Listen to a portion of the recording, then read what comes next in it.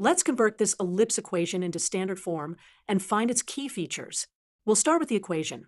9x squared plus 4, y squared minus 18x plus 16, y minus 11 equals 0.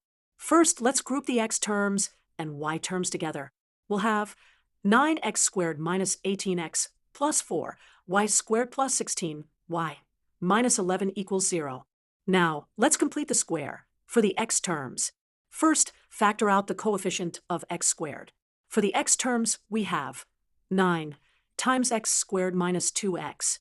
To complete the square, we add and subtract the square of half the coefficient of x, which is 1 squared, or 1. This gives us 9 times a perfect square, trinomial minus 9, plus the y terms minus 11. The x terms become 9 times the quantity x minus 1 squared minus 9. Now let's complete the square for the y terms. Factor out the coefficient of y squared. 4 times y squared plus 4y. Add and subtract the square of half the coefficient of y, which is 4 squared divided by 4, or 4. The y terms become 4 times the quantity y plus 2 squared minus 16. Let's combine like terms on the right side of the equation.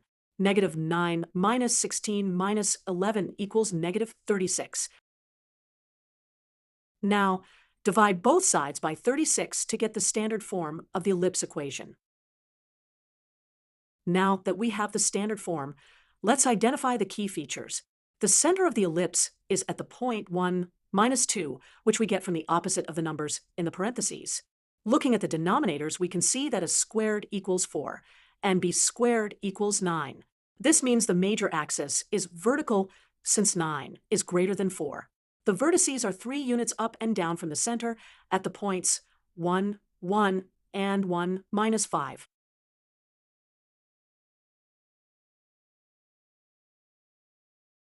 Finally, to find the foci, we use c squared equals b squared minus a squared, which is 9 minus 4 equals 5. Therefore, c equals square root of 5, approximately 2.24. The foci are 2.24 units up and down from the center at approximately 1, 0.24 and 1, minus 4.24.